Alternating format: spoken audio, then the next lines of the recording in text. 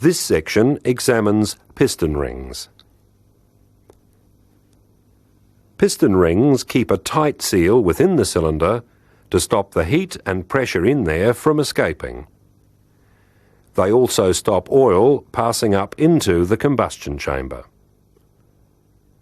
New rings and cylinders have minor irregularities, and when these wear off, the rings will make a better fit. To help this along, the rings can be given a porous coating. It's softer and wears more quickly than the ring material, which is usually cast iron. To prevent wear, the face of the piston ring can be coated with a harder material like chromium that operates well against cast iron without scuffing. They are split so they can be fitted into grooves in the piston and to expand against the cylinder walls. When they're removed, their diameter's larger than the pistons, so when they're installed, they're compressed and the gap is almost closed. Tension in the rings keeps them against the walls. There are two main types of piston rings: compression rings and oil rings. Compression rings must seal against compression loss during the compression stroke, or the air-fuel mixture won't be fully compressed. They must also seal properly during the power stroke, or combustion gases are forced past the piston into the crankcase. This is called blow-by. A plain compression ring has a rectangular section. It's held against the walls by combustion pressure behind the rings.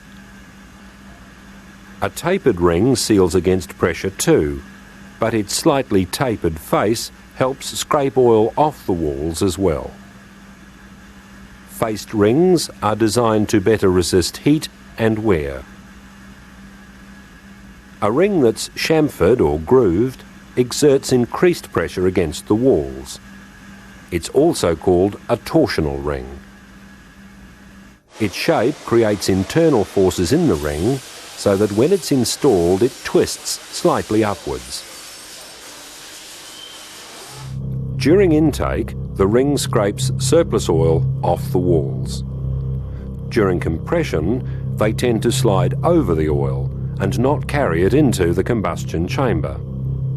In the power stroke, combustion pressure forces down on the top of the ring and also against its back. This straightens it so that it has full face contact with the cylinder walls for effective sealing. Oil control rings prevent excessive oil working up into the combustion chambers. It can be a one-piece ring that depends on its own tension to hold it against the cylinder walls. Slots in the ring and holes in the piston behind the ring let oil return to the sump.